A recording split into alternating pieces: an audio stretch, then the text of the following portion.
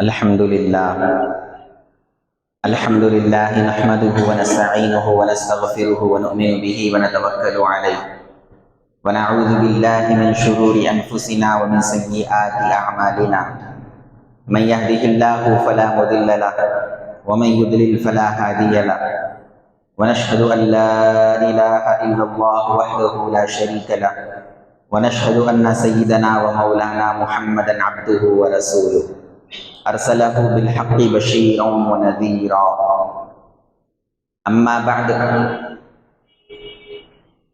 فقد قال اللہ سبحانہ وتعالی فی کلامہ المجید اعوذ باللہ من الشیطان الرجیم بسم اللہ الرحمن الرحیم وقولوا للناس حسنا صدق اللہ العظیم وقال تعالی فی شأن حبیبہ ان اللہ وملائکتہ یصلون علی النبی یا ایہا الذین آمنوا صلوا علیہ وسلموا تسلیما اللہم صلی علی سیدنا وشفیعنا ونبینا وحبیبنا ومولانا محمد وعلی آلہ واصحابہ وبارک وسلم اللہم صلی علی سیدنا ومولانا محمد النبی الامی وعلی آل سیدنا ومولانا محمد النبی الامی الذي قرنت البرکۃ بذاتہ ومحیاہ وتعطرت العوالم بطیب ذکرہ ورجعہ.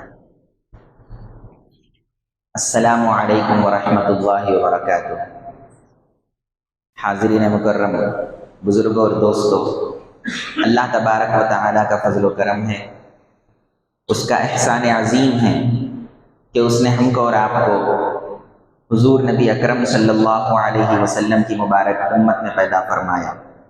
اللہ رب العزت نے ہم کو آج تک زندہ رکھا ہماری ہدایت کے لیے اور ہمیں سیدھا راستہ بتانے کے لیے. اللہ تبارک و تعالیٰ نے قرآن اور حدیث جیسی عظیم نعمتوں سے سرفراز فرمایا، اور آج اس کے گھر میں اس کے دین کی کچھ باتیں سننے اور سنانے کے لیے، اس کی عبادت کے لیے ہم سب کو یہاں پر جمع فرمایا.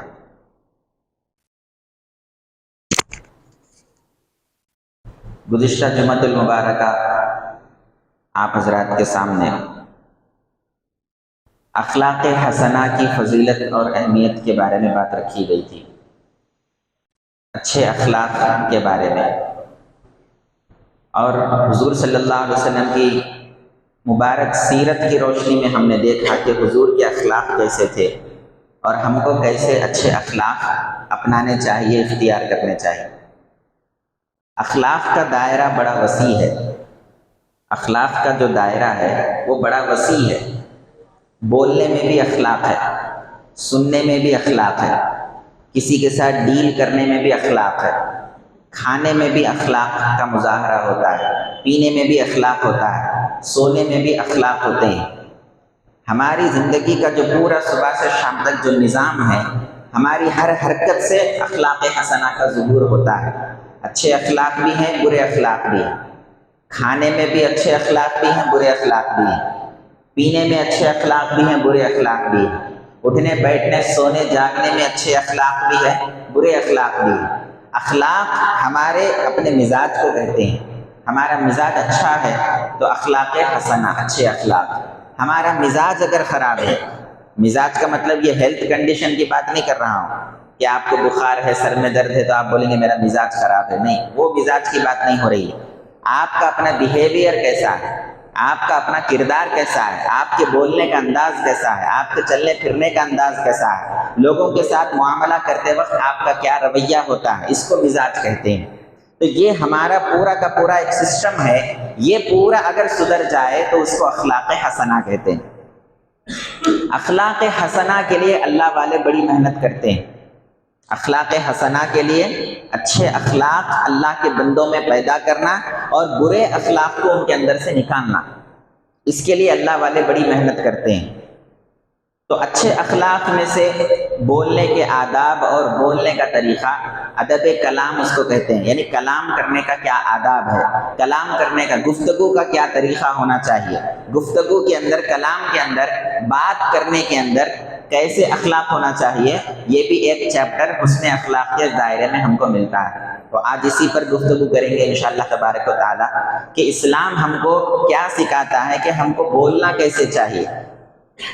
ہم نمازیں اپنی جگہ برابر پڑھ رہے ہیں، روزے اپنی جگہ برابر رکھ رہے ہیں، اور دیگر عبادتوں میں سب اپنی جگہ ہم الحمدللہ ہے، لیکن بولنے کا انداز نہیں ہے، بولنے کا طریقہ نہیں ہے، ہماری زبان میں، ہمارے کلام میں حسن اخلاق نہیں ہے، جس کی وجہ سے ہوتا یہ ہے کہ ہماری بات کا اثر سامنے والے پر نہیں ہوتا، یا اگر ہوتا ہے تو غلط اثر ہوتا ہے، جس کی وجہ سے غلط میسج کنوے ہوتا ہے۔ ہم کو یہ چاہیے، اسلام یہ بتاتا ہے اور شریعت مطہرہ یہ بتاتی ہے، اللہ تبارک و تعالیٰ یہ مزاج دینا چاہتا ہے، اور آقا علیہ الصلوۃ والسلام یہ مزاج دینا چاہتے ہیں کہ اپنے بولنے کے اندر بھی ایسا مزاج رکھیں کہ جو کوئی آپ کی بات سنے تو وہ فوراً اسلام کی طرف اس کا دل مائل ہو جائے۔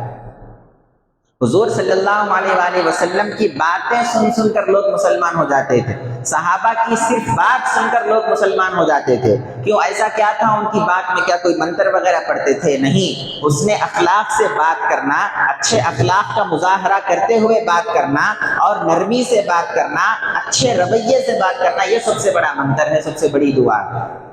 آپ کسی کو خوش کرنے کے لیے کوئی منتر وغیرہ پڑھ کر دم کرنے کی ضرورت نہیں ہے، آپ اس سے اچھے اخلاق سے پیش آئیں، اپنے کلام کو اچھا کر لیں، بس وہ آپ کے ساتھ ہو جائے گا۔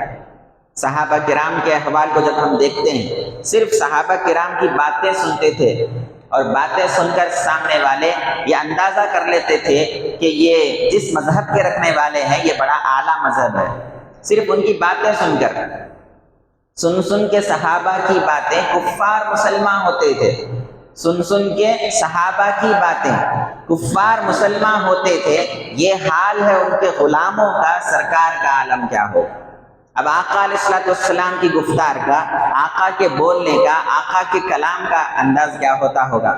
آج 1400 سال سے زائد عرصہ گزر چکا ہے، اور آقا علیہ الصلوۃ والسلام کی ساری باتیں اللہ تبارک و تعالیٰ نے حدیث کی شکل میں محفوظ کر کے رکھ دیا ہے۔ آپ جتنی احادیث مل سکتے ہیں، جتنی احادیث کا مطالعہ کر سکتے ہیں کر لیں، ایک حدیث میں بھی آپ کو ایسی بات نہیں ملے گی جس سے سامنے والے کے دل کو تکلیف ہوتی ہو۔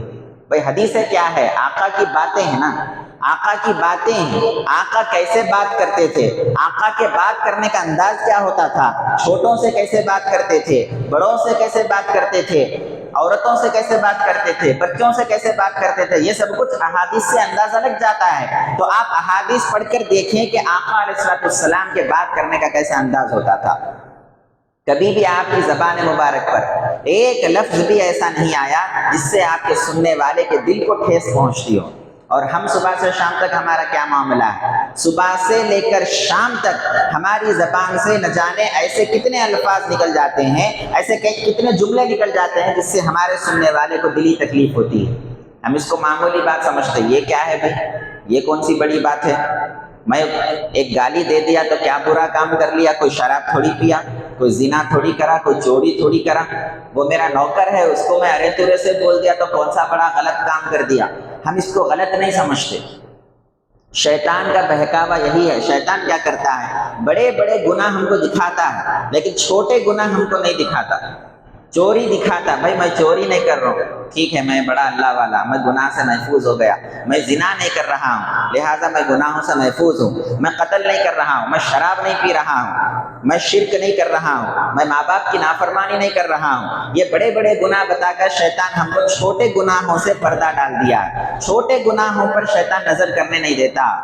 کسی کو ایسی بات بولنا جس سے اس کو تکلیف ہو، یہ بھی گناہ ہے، یہ گناہ ہے۔ قرآن مجید کی ایک چھوٹی سی آیت کریمہ آپ کے سامنے تلاوت کی گئی خطبے کے درمیان۔ اللہ تعالیٰ ارشاد فرماتے ہیں وَقُولُوا لِلنَّاسِ حُسْنًا، لوگوں سے اچھی بات کرو، لوگوں سے اچھی بات کرو۔ تھوڑا آیت کے اوپر غور فرمائیے۔ اللہ نے یہ نہیں فرمایا کہ مسلمانوں سے اچھی بات کرو، اللہ نے یہ نہیں فرمایا کہ ایمان والوں سے اچھی بات کرو، علماء سے اچھی بات کرو، پیروں سے، مشائخ سے اچھی بات کرو، اپنے بڑوں سے اچھی بات کرو، اپنے سیٹ سے اچھی بات کرو، اپنے ماں باپ سے اچھی بات کرو، اپنے رشتہ داروں، بہن بھائیوں سے اچھی بات کرو۔ اللہ نے یہ نہیں فرمایا۔ اللہ نے کہا وَقُولُوا لِلنَّاسِ حُسْنًا، انسانوں سے اچھی بات کرو۔ جب انسان کہتے ہیں تو اس میں سارے مذہب کے رکھنے والے لوگ شامل ہو جاتے ہیں۔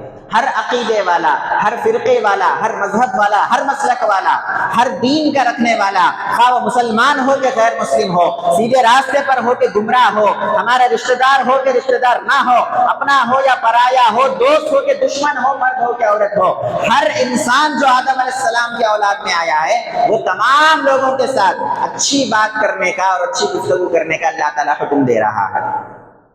ہم کیا کرتے ہیں؟ جس سے ہمارا مفاد ہے، جس سے ہمارا فائدہ ہے، جس سے ہم کو بینیفٹ ملتا ہے، اس سے ہم اچھی بات کرتے ہیں۔ کسی سے سیلری لے رہے ہیں جو ہمارا سیٹ ہے، اس سے اچھی بات کرتے ہیں۔ دل میں بھلے سیٹ کے بارے میں، مالک کے بارے میں کچھ بھی خیالات ہو، لیکن بات اچھی کرتے ہیں۔ کیوں؟ اس سے سیلری لینا ہے، اس سے تنخواہ لینا ہے۔ ہمارے جو بڑے ہیں ان سے اچھی بات کرتے ہیں کیونکہ ان سے مفادات وابستہ ہے۔ ہمارے برابر اگر کوئی آ جائے یا ہم سے چھوٹا اگر کوئی آ جائے یا کوئی ایسا آدمی مل جائے جس سے ہم کو کوئی لینا دینا، کوئی مفاد نہیں ہے، اس وقت ہماری اصلی زبان بولنے لگتی ہے۔ تو لہٰذا اپنی زبان کو درست کرنا مسلمان کے لیے ضروری ہے۔ اللہ نے کیا فرمایا؟ لوگوں سے اچھی بات کرو۔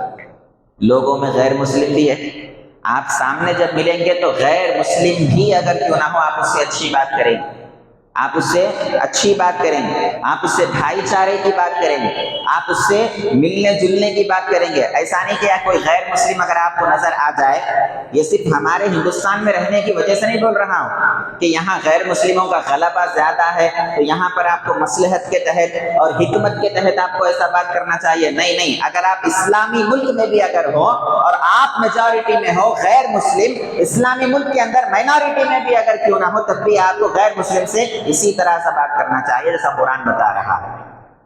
یہ صرف ہندوستان کے حالات کے پیش نظر نہیں ہے، ایسا مت سمجھیے کہ ہم یہاں رہ رہے ہیں، حالات ایسے نہیں ہیں، مسلمانوں کے خلاف ہے لہٰذا ایسا بات کرنا چاہیے، ایسا نہیں ہے۔ اگر آپ مسلمانوں کے ملک میں بھی چلے جائیں، وہاں پر کوئی آپ کو غیر مسلم ملتا ہے، تب بھی آپ کو اس نے اخلاقی سے اس کے سامنے پیش آنا چاہیے۔ یہ اسلام کی تعلیمات ہے۔ ہم نے اسلام کی تعلیمات کو نہیں سمجھا، اسلام کے تعلیمات کی روح کو ہم نے نہیں سمجھا۔ ایک واقعہ آپ کو بتاتا ہوں، تعجب کریں گے آپ۔ قرآن مجید میں آیا جو کوئی اللہ کا دشمن ہے اور اپنے آپ کو خدا کہتا ہے، اپنے آپ کو خدائی کا دعویٰ کرتا ہے، اس سے بڑھ کر بھی کوئی اللہ کا دشمن ہو سکتا کائنات کے اندر؟ بولیے، ہو سکتا کیا؟ جو اپنے آپ کو خدا بول رہا ہو، اپنے آپ کو رب بول رہا ہو اور لوگوں سے اپنی عبادت کروا رہا ہو، اپنے سامنے لوگوں کو سجدے کروا رہا ہو، کیا اس سے بڑھ کر بھی اللہ کا کوئی دشمن ہو سکتا؟ نہیں ہو سکتا۔ فرعون نے یہ کام کیا۔ فرعون کیا کیا؟ دعویٰ کر دیا انا ربکم الاعلی، میں سب سے بڑا رب ہوں تمہارا۔ چھوٹا رب بھی نہیں کہا، کیا کہا؟ میں تمہارا سب سے بڑا رب ہوں۔ یہ کتنا بڑا دعویٰ ہے، اتنا بڑا دعویٰ ہے، اللہ کے برابری کا دعویٰ کر دیا۔ کون؟ فرعون، جو بادشاہ تھا موسیٰ علیہ السلام کے دور کا۔ اللہ کو کتنا غضبناک ہونا چاہیے، اللہ کو کتنا جلال میں آنا چاہیے، اللہ کو کتنا غصے میں آنا چاہیے۔ اللہ نے اس کو تباہ اور برباد نہیں کر دیا، اللہ نے اس کی ہدایت کے لیے اپنے نبی موسیٰ علیہ السلام اور ان کے بھائی ہارون علیہ السلام کا انتخاب فرمایا، اور دونوں کو اللہ نے اپنے پاس بلایا۔ ہارون اور موسیٰ علیہ السلام دونوں بھائی ہیں اور دونوں بھی نبی ہیں۔ موسیٰ علیہ السلام سے اور ہارون علیہ السلام سے اللہ کہتا ہے، کیا کہتا ہے؟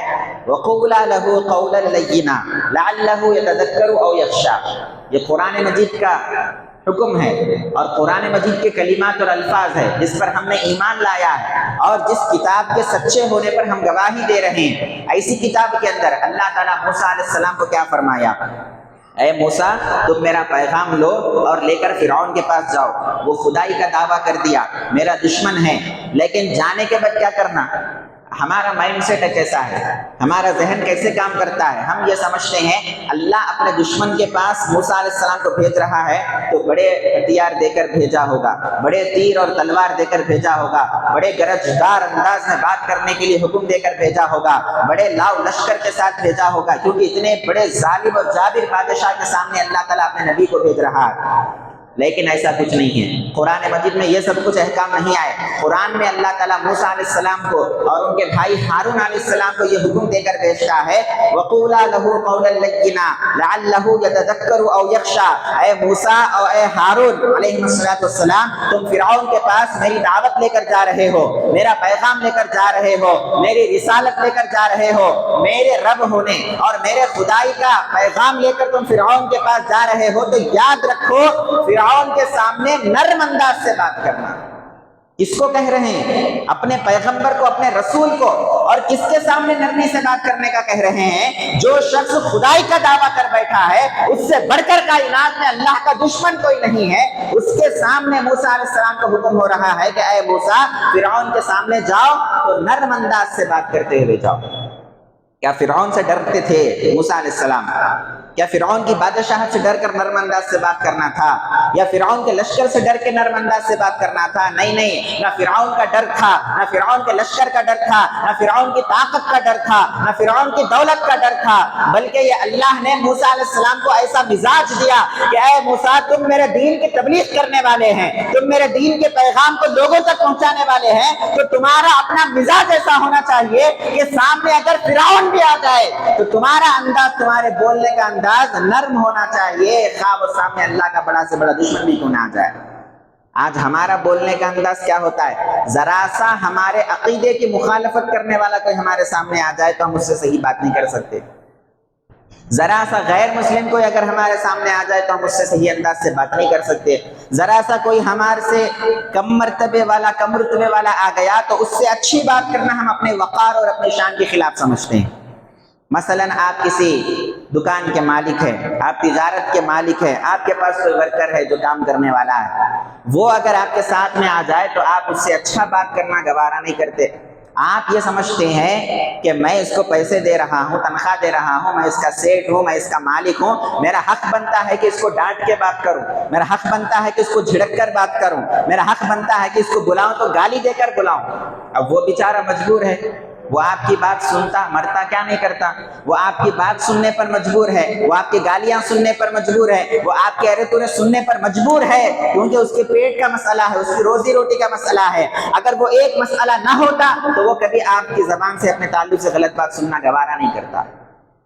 لہٰذا بولنے میں بھی اچھے اخلاق کا مظاہرہ ہونا چاہیے، اپنے بڑوں کے ساتھ بھی اچھا رویہ رکھے، اچھی بات کرے، ایسی بات کرے کہ بڑا آپ کو اگر سن لے ایک مرتبہ تو وہ یہ چاہے کہ بار بار میں اس سے بات کرتا رہوں۔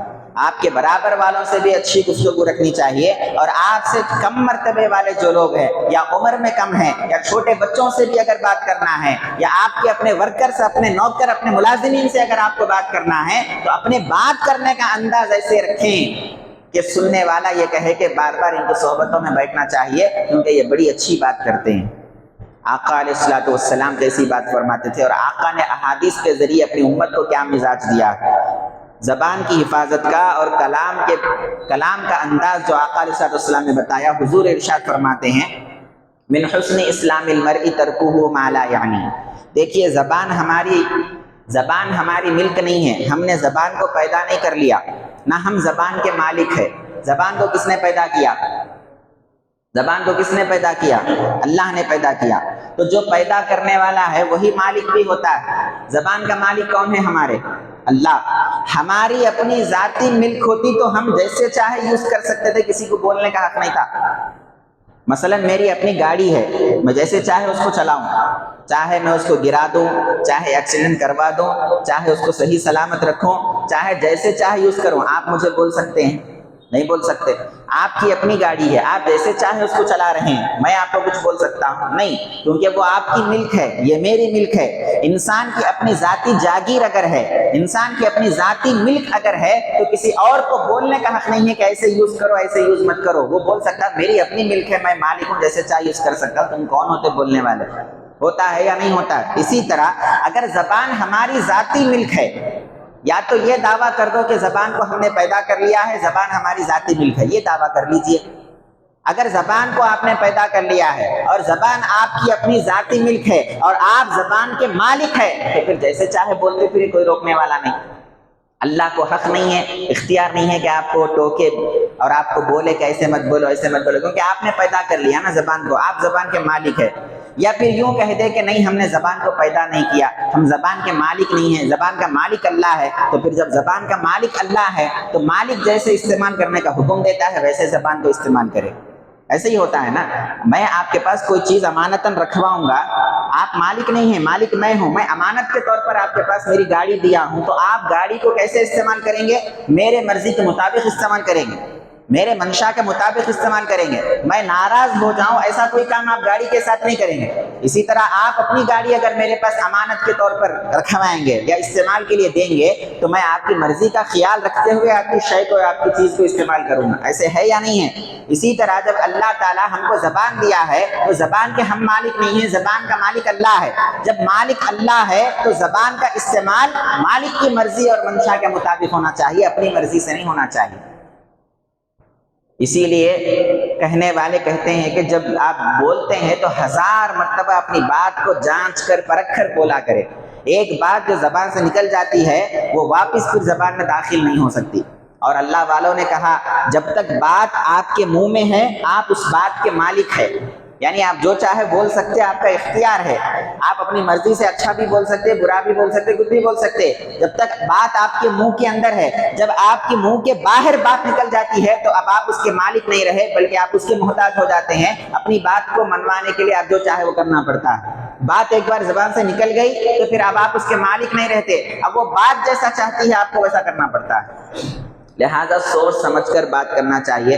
اللہ والے کیا کیا ہماری اصلاح اور تربیت فرماتے ہیں، زبان کی اصلاح اور کلام کی اصلاح، یہ ہمارے لیے بے حد ضروری ہے، کیونکہ انسان کا مزاج جو پتہ چلتا ہے وہ بولنے ہی سے پتہ چلتا ہے۔ انسان کا اپنا بیہیویئر، انسان کی اپنی تعلیمات، انسان کا اپنا میسج، انسان کی اپنی جو بھی چیز ہے وہ کیسے اپنے دل کی بات ظاہر کرے گا؟ زبان کے ذریعے۔ تو زبان ایک واحد راستہ ہے جو ہمارے دل کا آئینہ ہوتا ہے۔ ہمارے دل کی بات زبان ظاہر کرتی ہے، ہمارے دل کے احوال زبان ظاہر کرتے ہیں، ہمارے دل کے مزاج کو، دل کے باتوں کو ہماری زبان ظاہر کرتی ہے۔ لہٰذا زبان کے اندر اور کلام کے اندر اچھے اخلاق اگر آ جائیں گے تو ہم اسلام کی تعلیمات پر عمل کرنے والے ہو جائیں گے۔ حضور صلی اللہ علیہ وسلم کی ایک حدیث سنا رہا تھا، حضور فرماتے ہیں من حسن اسلام المرء ترکہ ما لا یعنیہ، جو چیز، جو باتوں میں فائدہ نہیں ہے انسان ان باتوں سے رک جانا، یہ اس کے سب سے بہترین مسلمان ہونے کی علامت ہے۔ ہم کیا سمجھتے ہیں بہترین مسلمان کون؟ جو ہمیشہ امامہ باندھتا ہو اپنے سر پر۔ بہترین مسلمان کون؟ جو سنت کے مطابق داڑھی رکھتا ہو۔ ہاں یہ بے شک مسلمان کی علامتیں ہیں، اس سے کسی کو انکار نہیں ہے۔ بہترین مسلمان کون؟ جو 5 وقت پابندی سے پہلی صف میں نماز پڑھتا ہو۔ بے شک یہ ضروری چیزیں ہیں اور ان پر عمل بھی کرنا چاہیے، اور بے شک یہ مسلمان کی نشانیاں ہیں، لیکن حضور کس کو بہترین مسلمان قرار دے رہے ہیں اور کس کے اسلام کو حضور اچھا اسلام بتا رہے ہیں؟ حضور فرماتے ہیں جو بیکار باتوں سے اپنے آپ کو روک لیتا ہے وہ سب سے بہتر مسلمان ہے۔ آج ہم کتنے بیکار باتوں میں پڑے ہوئے ہوتے ہیں۔ صبح سے شام تک اگر ہم صرف آج کے ایک دن کی بات، ابھی تو آدھا دن ہوا ہے، دن مکمل نہیں ہوا، لیکن بس اسی آدھے دن کا اگر ہم محاسبہ کر لیں، صبح فجر میں اٹھنے سے لے کر آج آدھے دن تک، اس وقت تک ہم نے کتنی باتیں اپنی زبان سے نکالی ہے، ان باتوں میں سے کون سی باتیں کام کی تھی اور کون سی بیکار باتیں تھیں۔ اگر بس اسی کو ہم محاسبہ کر لیں تو ہمارا اندازہ ہو جائے گا کہ ہم کام کی باتیں بہت کم اپنی زبان سے ادا کیے ہیں اور بیکار باتیں بہت زیادہ کی ہیں۔ حضور کیا فرماتے؟ بیکار باتوں کو ترک کر دینا، جن باتوں کا کوئی فائدہ نہیں ہے، جن باتوں کا کوئی مطلب نہیں ہے، جن باتوں سے کسی کو کوئی فائدہ ہونے والا نہیں ہے، جن باتوں کا کوئی خاص مفاد نہیں ہے، ان باتوں کو ترک کر دینا یہ تمہارے اچھے مسلمان ہونے کی علامت ہے۔ آج نوجوان بھائیاں ہمارے کیا کرتے ہیں؟ رات بھر بیٹھتے ہیں چبوتروں پر، وہاں پر کوئی درس قرآن چلتا ہے۔ بتائیے بھائی، گھروں کے باہر چبوتروں پر، گلیوں میں، گاڑیوں کے پاس جو نوجوان بچے بیٹھ کر باتیں کرتے ہیں، کیا وہاں کوئی درس قرآن چلتا ہے؟ کیا وہاں پر کوئی حدیث کا درس ہوتا ہے؟ کیا وہاں پر کوئی فقہ کی بات بتائی جاتی ہے؟ کیا حضور کی سیرت بتائی جاتی؟ کیا چلتا چبوتروں کے اوپر؟ کون سی مجلس قائم ہوتی؟ کون سی محفل؟ کیا لوگ بیٹھ کر ذکر کرتے ہیں؟ کیا وہاں درود کی محفل چلتی؟ کون سی کیا بات چلتی وہاں پر؟ کچھ نہیں، بیکار باتیں، ایک بات بھی اس میں کام کی نہیں ہوتی، ایک بات بھی۔ اگر آپ اندازہ کر لیں کہ میں چبوتروں پہ بیٹھ کر یا دوستوں کے ساتھ، آوارہ دوستوں کے ساتھ بیٹھ کر جو میں رات بھر آدھی رات تک جو میں وقت برباد کر رہا ہوں، آخر اس میں بات ہوتی کیا ہے؟ اگر آپ ایک دن کی بات کا محاسبہ کر لیں تو آپ کو خود پتا چل جائے گا کہ 10 دوست مل کر بھی ایک بھی وہاں پر کام کی بات نہیں کر رہے۔ کام کی بات تو پولیٹیکل باتیں، یہ باتیں وہ باتیں نہیں، کاروبار کی باتیں، تجارت کی باتیں نہیں۔ کام کی بات سے مراد آپ کے آخرت بننے والی کون سی بات وہاں پر ہوئی، دین کی کون سی بات وہاں پر ہوئی، آپ کے آخرت میں، آپ کے قبر میں فائدہ دینے والی کون سی بات ہوئی؟ نہیں، بس چچورے باتیں، آوارہ باتیں، ادھر کی بیکار باتیں۔ یہ ہمارے مسلمان ہونے کی علامت نہیں ہے۔ آقا کیا فرماتے ہیں؟ بہترین مسلمان وہ ہے اور اس کا اسلام سب سے بہتر ہے جو بیکار باتوں سے پرہیز کرتا ہے۔ لہٰذا زبان کے آداب میں سے ایک ادب کیا ہے؟ بیکار باتوں سے پرہیز کرو اور اپنی زبان سے وہی بات ادا کرو جس کا کوئی مطلب ہو، جس کا کوئی معنی ہو، جس سے سننے والے کو کچھ فائدہ ہو، جس سے بولنے والے کو کچھ فائدہ ہو۔ بس اس کے علاوہ بیکار باتیں، یہاں کی وہاں کی باتیں، وہ ایسا بولا، انہیں ایسا بولا، یہ ایسا ہے، وہ ایسا ہے، یہ بیکار باتیں کرنے سے ہوتا کیا ہے؟ ہمارا وقار اور ہماری شان گر جاتی ہے اور مسلمان کو یہ باتیں زیب نہیں دیتی۔ یہ ایک بات ہو گئی، بیکار باتوں سے پرہیز کرنا۔ یہ کلام کے اخلاق بتا رہا ہوں۔ اچھے اخلاق میں جو کلام کے اخلاق ہے، جو گفتگو کے آداب ہے، اس میں سے پہلا ادب یہ ہے، گفتگو کا پہلا ادب یہ ہے کہ بیکار باتوں سے اپنے آپ کو بچائیں۔ دوسرا ادب گفتگو کا یہ ہے کہ کسی پر لعنت نہ کرے اور کسی کو طعن نہ کرے۔ حضور صلی اللہ علیہ وسلم ارشاد فرماتے ہیں لا ينبغي لمؤمن ان يكون لعانا ولا طعانا۔ حضور اکرم صلی اللہ علیہ وسلم ارشاد فرماتے ہیں مومن کی یہ شان نہیں ہے، ایمان والے کو یہ زیب نہیں دیتا۔ دیکھیے ایسا ہوتا ہے کہ آپ ایک بڑے پوسٹ پر قائم ہیں تو چند چیزیں آپ کے پوسٹ کے لحاظ سے آپ کو زیب نہیں دیتی۔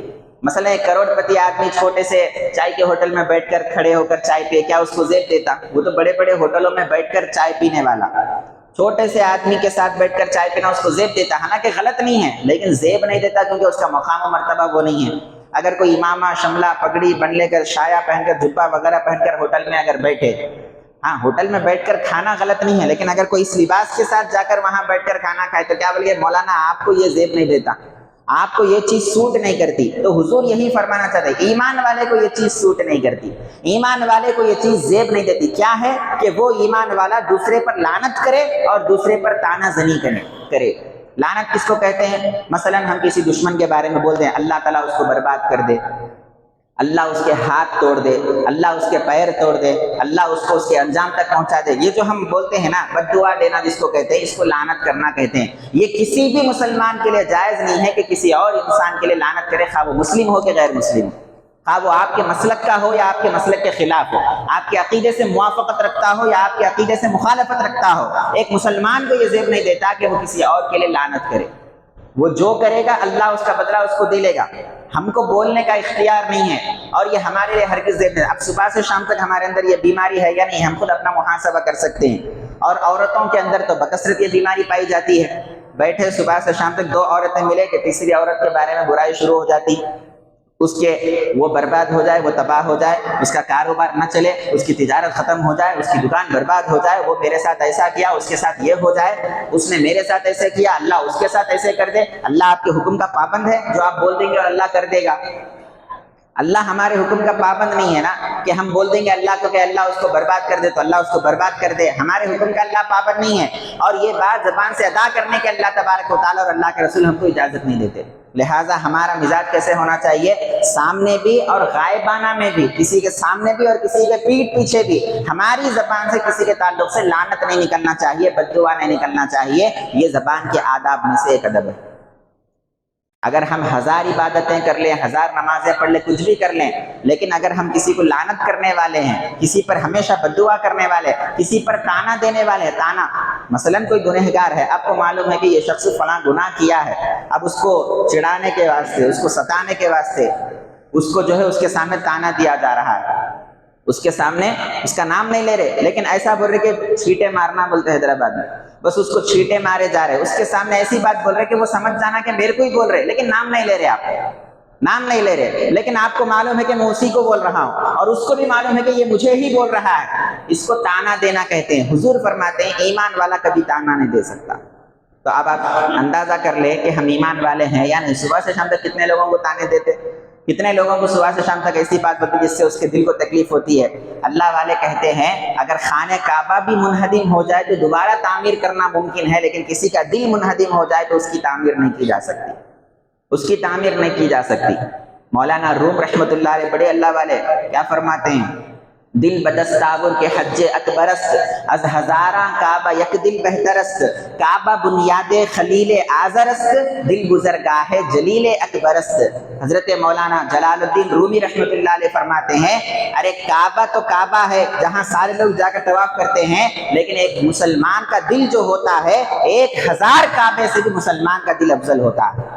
1000 کعبے سے مسلمان کا دل افضل ہوتا ہے. پھر آگے اس کی وجہ بیان کرتے ہیں. وجہ کیا ہے؟ ہاں وجہ یہ ہے کعبہ بنیاد خلیل آزرست، دل گزرگاہ جلیل اکبرست.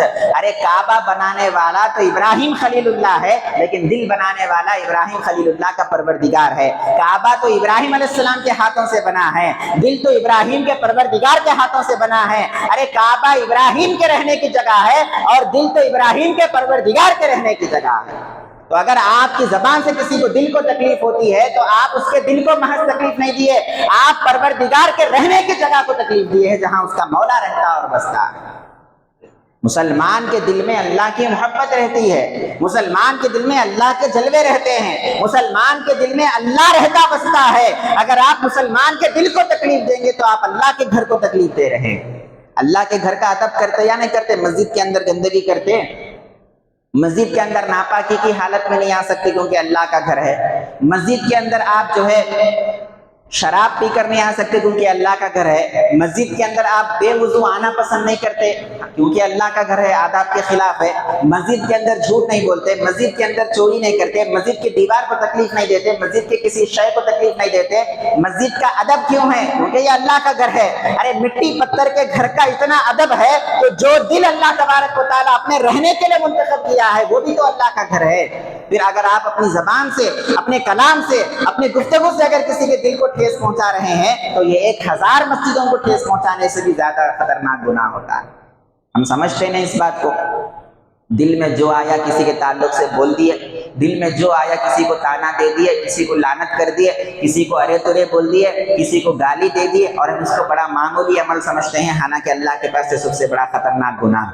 صحابہ نے پوچھا یا رسول اللہ صلی اللہ علیہ وسلم کون سا عمل بکثرت لوگوں کو جنت میں لے کے جاتا؟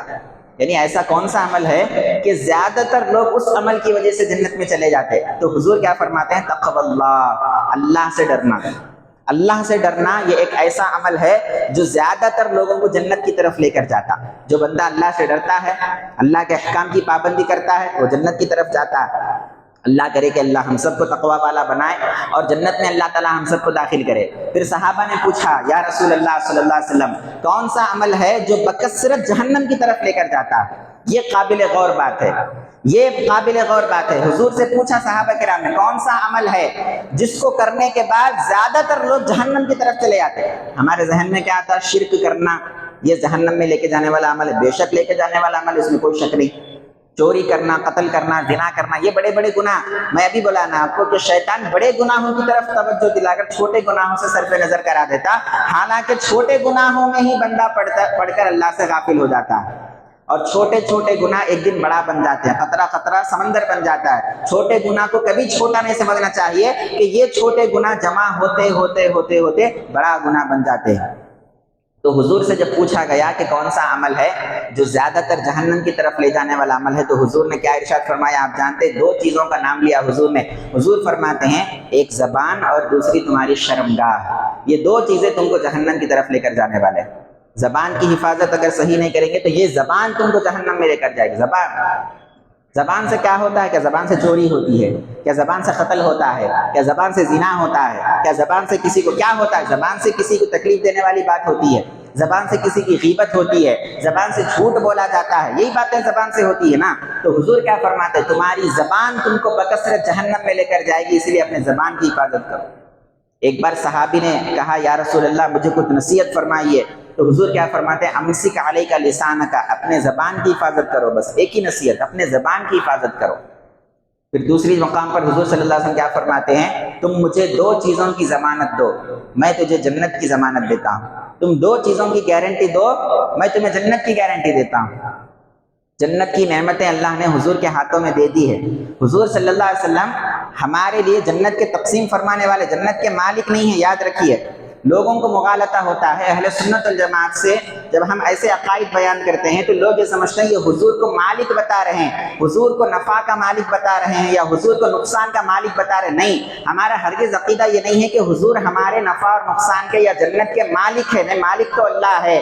ہمارا عقیدہ یہ ہے کہ وہ جو مالک ہے اس نے اپنے اختیار سے اپنے محبوب کو چند اختیارات دے رکھے ہیں، اور وہ محبوب اپنے ان اختیارات کو استعمال کرتے ہوئے اپنے غلاموں میں جو چاہیں وہ فرما سکتے ہیں۔ کسی کو فائدہ بھی دے سکتے ہیں، کسی کو نقصان سے بچا بھی سکتے ہیں، کسی کی دستگیری فرما بھی سکتے ہیں، کسی کی حاجت روائی بھی فرما سکتے ہیں، کسی کی مشکل بھی دور کر سکتے ہیں، کسی کی مصیبت بھی حضور دور فرما سکتے ہیں، مگر یہ حقیقتاً اللہ کرتا ہے۔ حضور صلی اللہ علیہ وسلم اللہ اور بندے کے درمیان ایک واسطہ اور وسیلے کی حیثیت رکھتے ہیں، حضور مالک نہیں ہیں ان تمام چیزوں کی۔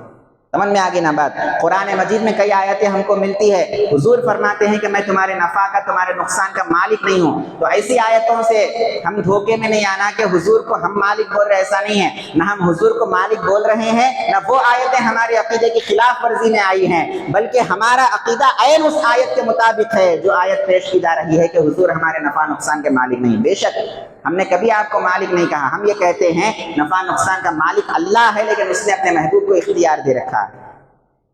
اگر حضور کو فائدے کا اختیار نہیں دیا اور حضور نے فائدہ نہیں دیا تو آپ جو کلمہ پڑھے ہیں یہ سب سے بڑا فائدہ ہے یا نہیں ہے؟ یہ کلمہ کون بتائے؟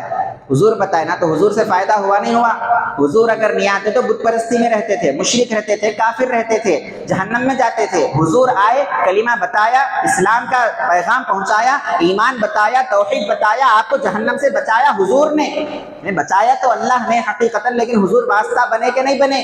تو حضور ہمارے نفع اور نقصان کے مالک ہوئے نہیں ہوئے؟ مالک حقیقتاً نہیں، مجازی طور پر ہمارے نفع اور نقصان حضور صلی اللہ علیہ وسلم سے فائدہ پہنچا یا نہیں پہنچا؟ ضرور پہنچا ہے۔ اسلام کا فائدہ پہنچا، ایمان کا فائدہ پہنچا، تقویٰ کا، توحید کا فائدہ پہنچا نہیں پہنچا؟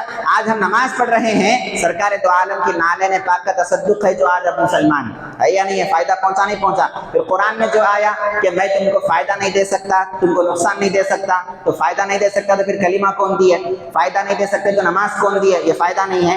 جہنم سے کون بچائے؟ اللہ کے عذاب سے کون بچا رہے؟ اللہ کے ناراضی سے کون بچا رہے؟ اللہ قرآن میں فرماتا ہے ما کان اللہ لیعذبہم وانت فیہم، اے محبوب جب تک آپ ان کے درمیان میں رہیں گے اللہ ان کو عذاب نہیں دے گا۔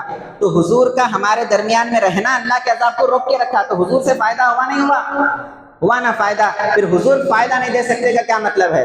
ہاں، مطلب یہ ہے کہ مالک حضور نہیں ہے، فائدے اور نقصان کا مالک اللہ ہے، لیکن محبوب واسطہ اور وسیلہ ہیں۔ اس واسطے اور وسیلے کو، اپنے محبوب کو اللہ تبارک و تعالیٰ نے اختیارات دے رکھے ہیں، وہ اپنے اختیارات کو استعمال میں لاتے ہیں اور مخلوق کو فائدہ بھی پہنچاتے ہیں، نقصان سے بچاتے بھی ہیں۔ سمجھ میں آ گئی نا بات؟ تو یہ بات میں کیوں بتا رہا تھا؟ آقا علیہ الصلوۃ والسلام جنتوں کی تقسیم فرمانے والے ہیں، اللہ نے آپ کو جنتوں کا تقسیم کرنے والا بنا دیا، جس کو چاہے جنت دے، جس کو چاہے جنت نہ دے، یہ حضور کا اختیار ہے جو اللہ نے دیا ہے، اللہ نے دیا۔ اگر ہم یہ کہیں کہ اللہ نے نہیں دیا، حضور اپنی طرف سے دیتے ہیں، تو پھر یہ شرک ہو جائے گا۔ یہ ہمارا عقیدہ نہیں ہے، اہل سنت کا عقیدہ نہیں ہے۔ اہل سنت کا عقیدہ ہے کہ اللہ مالک ہے، اللہ مختار کل ہے، اللہ مالک حقیقی ہے، اللہ جنتوں کا مالک ہے، وہ اپنے اختیار حضور کو دیا ہے، حضور اپنے اختیار سے اللہ کی عطا سے جس کو چاہے جنت کی ضمانت دے سکتے ہیں، بلکہ 10 صحابہ کا نام لے کر حضور صلی اللہ علیہ وسلم نے جنت کی خوشخبری دے دی ہے۔ فائدہ نہیں ہوا حضور سے، پھر حضور کو فائدہ دینے والا سمجھنا کہ نہیں سمجھنا؟ پھر قرآن میں جو آیت آ گئی کہ حضور فائدہ نہیں دے سکتے، کیا مطلب اس کا؟ سمجھ میں آ گئی نا؟ مطلب اس کا یہ ہے کہ حقیقتاً مالک نہیں ہے، اللہ حقیقتاً مالک ہے، لیکن حضور کے ذریعے اللہ ضرور فائدہ بھی پہنچاتا ہے۔ سمجھ میں آ گئی بات؟ تو حضور صلی اللہ علیہ وسلم کیا فرماتے ہیں؟ تم مجھے 2 چیزوں کی ضمانت دو، گارنٹی دو، میں تم کو جنت کی گارنٹی دیتا ہوں۔ کیا ہے وہ 2 چیزیں؟ تو حضور فرماتے ہیں ایک تمہاری زبان، دوسری تمہاری شرمگاہ۔ زبان کو وہاں استعمال کرو جہاں اللہ چاہتا ہے، شرمگاہ کو وہاں استعمال کرو جہاں اللہ چاہتا ہے۔ بس یہ 2 چیزوں کی ضمانت دو، میں تمہیں جنت کی گارنٹی دیتا ہوں۔ گارنٹی وہی شخص دے سکتا جو جنت دینے کا اختیار رکھتا ہے، نہیں ہے؟ سامنے میرے بلڈنگ کھڑی ہوئی ہے، سامنے بلڈنگ کھڑی ہوئی ہے، میں بولوں گا آپ میرا یہ کام کر دو، یہ بلڈنگ تمہارے کو دے دیتا ہوں، تو آپ بولیں گے عقل ہے آپ کو، یہ بلڈنگ کے آپ مالک ہے، کیسا آپ بلڈنگ دے دیتا ہوں بول رہے؟ یہ بلڈنگ کے آپ مالک نہیں ہیں، نہ یہ بلڈنگ آپ کے والد کی ہے، نہ بلڈنگ آپ کی ہے. کیسا بول رہے ہیں آپ کہ آپ یہ بلڈنگ آپ کو دے دیتا ہوں؟ اگر وہ بلڈنگ کا مالک بولا کہ تم میرا یہ کام کرو میں بلڈنگ تمہارے کو دے دیتا ہوں، تو بول سکتے ہیں ہاں یہ مالک ہے، ضرور گارنٹی دے سکتا ہے. تو حضور صلی اللہ علیہ وسلم بھی مالکانہ انداز سے فرما رہے ہیں، حالانکہ حقیقی مالک نہیں ہیں. میں تو مالک ہی کہوں گا کہ ہو مالک کے حبیب، یعنی محبوب و محب میں نہیں میرا تیرا. تو اللہ تعالیٰ حقیقی مالک ہے، لیکن حضور کو چونکہ اختیار دیا تو حضور فرما رہے ہیں میں تم کو جنت کی ضمانت دیتا ہوں. یہ نہیں فرمایا کہ میں اللہ سے بول کے جنت دلاتا ہوں. یہ بھی بول سکتے تھے نا. حضور صلی اللہ علیہ وسلم معاذ اللہ اگر محتاج ہے، اگر حضور مجبور ہے، حضور کچھ نہیں کر سکتے، حضور کے ہاتھ میں کچھ بھی نہیں ہے، حضور اختیار نہیں رکھتے استغفر اللہ، تو حضور یہ بھی فرما سکتے تھے نا خالی حدیث پڑھ لینا نہیں، حدیث کے الفاظ کو بھی غور کرو. حضور کیا فرما رہے؟ میں اللہ سے بول کے جنت دلاتا ہوں نہیں بولے. یہ نہیں بولے کہ یہ دو چیزوں کی حفاظت کر لو، ہو سکتا اللہ جنت دے دیتا نہیں بولے، ہو سکتا اللہ جنت میں ڈال دیتا نہیں بولے، اللہ تم کو جنت میں داخل کر دیتا نہیں بولے. کیا فرمایا؟ حدیث کے الفاظ کیا بتا رہے ہیں؟ میں تم کو جنت کی ضمانت دیتا ہوں. تو یہ میں کون ہے جنت کی ضمانت دینے والا؟ یہ میں کون ہوتا ہوں جنت کی ضمانت دینے والا؟ جنت میری ہے کیا جنت میں بنا لیا؟ کیا جنت کا میں خالق ہوں؟ کیا جنت کا میں مالک ہوں؟ پھر میں کون ہوتا ہوں جنت کی ضمانت دینے والا؟ تو حضور نے جو فرمایا میں تم کو جنت کی گارنٹی دیتا ہوں، تو یہ لفظ خود بتا رہا ہے کہ اللہ نے آپ کو اختیار دے رکھا ہے، جس کو چاہے جنت کی گارنٹی دے دے اور جس کو چاہے جنت سے محروم کر دے. حضور صلی اللہ علیہ وسلم کے قدموں سے لپٹنے میں جنت ہے. ارے اللہ نے تو ماں کے قدموں میں جنت رکھا، تو حضور کے قدموں میں کیا کچھ نہیں ہوگا؟ حضور کے امت کے ایک ادنا باندی کے قدموں میں اللہ نے جنت کو رکھ دیا ہے. جنت سے بھی اعلیٰ ہماری ماں ہے، تو جب جنت سے بھی اعلیٰ ہماری ماں ہے، ماں کے قدموں میں اللہ نے جنت کو رکھ دیا ہے، تو حضور کے قدموں میں کیا کچھ نہیں ہوگا دوستو؟ تو کیا حضور کو ہم کیسے کہہ سکتے ہیں کہ نفع نہیں دے سکتے، نقصان سے نہیں بچا سکتے؟ کیا بات ہے. عقل سے کام لے. دین کے اندر سمجھداری بے حد ضروری ہے. محض قرآن پڑھ لینے سے، محض حدیث پڑھ لینے سے دین کی سمجھداری نہیں آتی. دین کی سمجھداری دینداروں کی صحبت میں رہ کر سیکھا جاتا ہے. تو بات یہ بتائی جا رہی تھی ادب کلام، کلام کا انداز ہونا چاہیے. بات کرنے کا انداز ایسے ہو کہ آپ سے سامنے والے کو تکلیف نہ ہو. اور آج کل چیٹنگ کا دور ہے، سوشل میڈیا پہ ہم آ گئے ہیں، تو ہم زبان سے تو گالی نہیں دے رہے، لیکن چیٹ میں ہم بول رہے ہیں کسی کو کوئی بری بات بول دی ہے، کوئی ہم اس کو دل کو چبھنے والی بات بول دی ہے، کوئی گالی دے دی ہے، تو چیٹنگ میں ہم کوئی بات بولتے ہیں تو وہ عین ہم اپنی زبان سے بولنے کے برابر ہے. ہم چیٹ میں جو بولتے ہیں وہ ہماری زبان سے بولنے کے جیسا ہی ہے. وہ ارے میں زبان سے تو نہیں بولا، وہ زبان سے نہیں بولے، لیکن آپ اپنی انگلیوں سے ٹیپ کر کے جو بتائے ہیں یہ بھی آپ اپنی زبان سے ادا کرے جیسا ہوتا ہے. مثلا کوئی شخص اگر چیٹنگ میں اپنی بیوی کو طلاق دے دیا تو کیا طلاق نہیں ہوتی؟ ضرور ہو جاتی. ایک SMS آپ کر دیا اپنی بیوی کو کہ طلاق دے دیا ہوں تو طلاق ہو جاتی، یاد رکھو. ارے میں زبان سے نہیں بولا، خالی چیٹنگ میں بولا، تو وہ چیٹنگ میں بھی بولنا طلاق ہو جاتی ہے. لہٰذا جب چیٹنگ کا اور زبان کا مسئلہ دو الگ الگ نہیں ہے، تو زبان کے جو آداب ہیں وہی آداب چیٹنگ کے بھی ہو جاتے ہیں. لہٰذا زبان سے کسی کو تکلیف نہیں دینا، کسی کو برا نہیں بولنا، ایسی بات نہیں بولنا جس سے سامنے والے کو تکلیف ہوتی ہو. اس کے دل کا خیال کرنا، اس کے مزاج کا خیال کرنا، یہ ہم کو اسلام سکھلاتا ہے. انشاءاللہ تبارک و تعالیٰ اپنے زبان کی حفاظت کریں گے اور اپنے کلام کے اندر حسن اخلاق پیدا کریں گے انشاءاللہ. اپنے کلام کے اندر، اپنی گفتگو کے اندر، اپنے بولنے کے اندر اچھے اخلاق پیدا کریں گے، اور حضور صلی اللہ علیہ وسلم جیسے اخلاق دیکھنا چاہتے ہیں ہم ویسے اخلاق پیدا کر کے اپنے آقا کو، اپنے مولا کو بتائیں گے. اللہ تعالی ہم سب کو نیک توفیق عطا فرمائے. وما علینا الا البلاغ. والسلام علیکم ورحمۃ اللہ وبرکاتہ.